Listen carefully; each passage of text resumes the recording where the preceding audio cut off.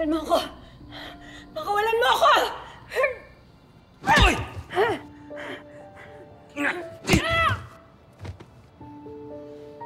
Talagang may tipo si Conde, no?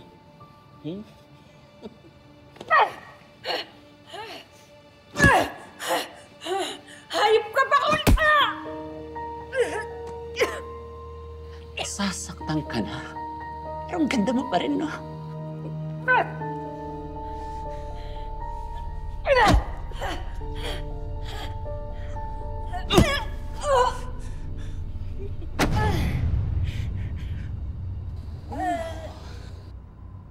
Huwag ka mag-alala, Bobby. Professional to, ha?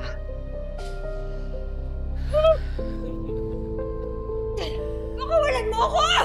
Hayop ka!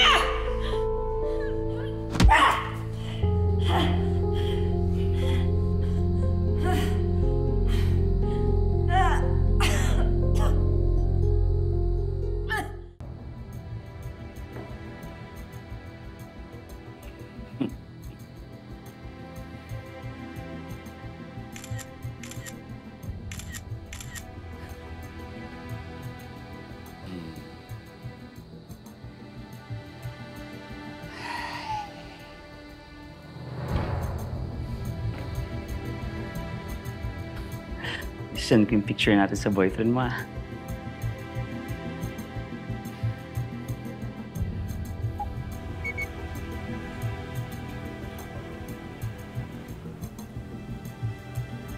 Bobby? Ano yan, boss? Parang seryoso yung natanggap mo. Yes, tumahimik ka nga. Sir Tonyo, anong problema? Si Enriquez.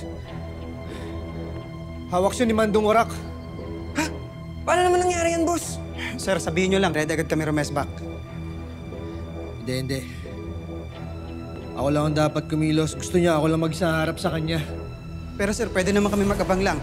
Delikado kung nalakad ka mag-isa. Naku, sir. Negats ka dyan. Sasamahan ka namin. Mabuti pa sa nire-report ko to kay Chief. Hindi nga pwede matibag. Hindi ko pwedeng itaya yung buhay ni Bobby. Walang kaluluwa yan si Mando. Walang mawawala sa kanya kung papatayin niyo si Bobby. Naintindihan niyo ba yon? Gusto niyo talaga akong tulungan dalawa? May papagawa ko sa inyo.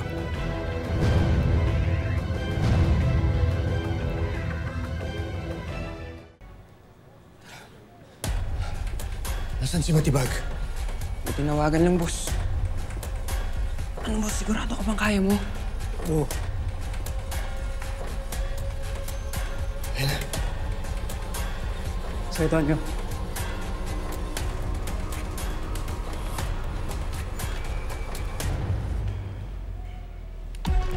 Salamat.